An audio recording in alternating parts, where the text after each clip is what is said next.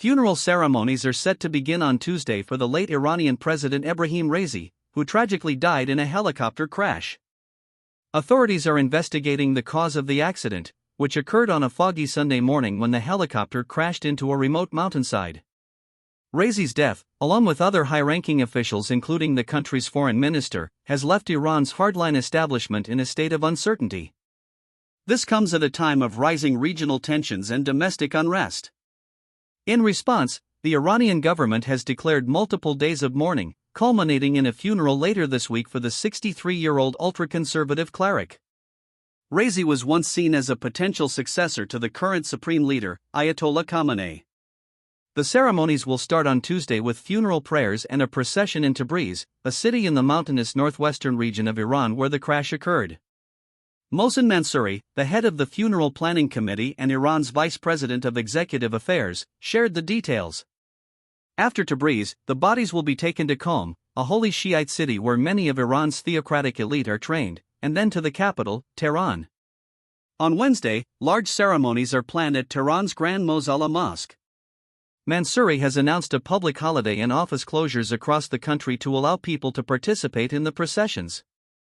Raisi's body will then be moved to the historic Imam Reza Shrine in Mashhad, where Ayatollah Khamenei will conduct prayers, as reported by Mehr News.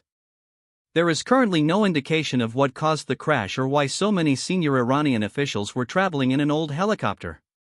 After Raisi's helicopter lost contact, Turkey monitored for any signals but detected none. Turkish Transportation and Infrastructure Minister Abdulkadir Uraloglu mentioned that it was unclear whether the helicopter's signal system was turned off or if it didn't have one.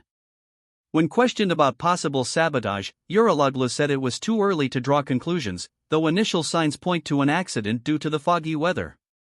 On Monday, Iranian media reported that the country's military chief had set up a commission to investigate the crash, involving both military and technical experts.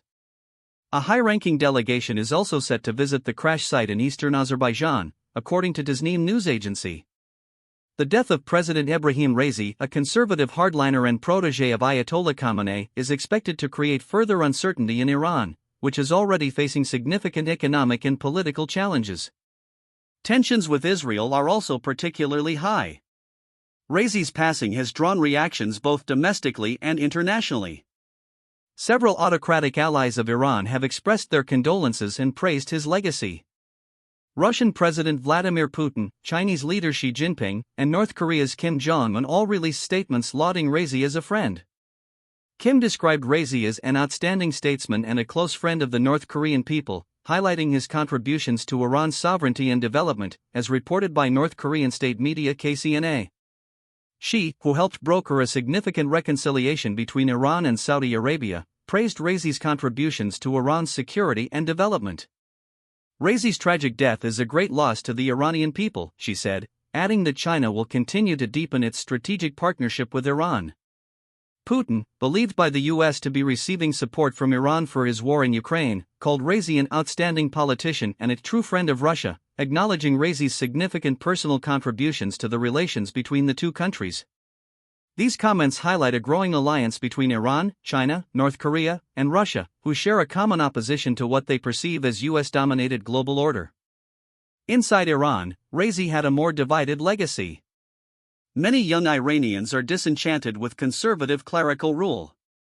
Raisi, seen as a key figure in the hardline establishment, partially suppressed a youth-led uprising demanding more freedoms and continued to crack down on dissent.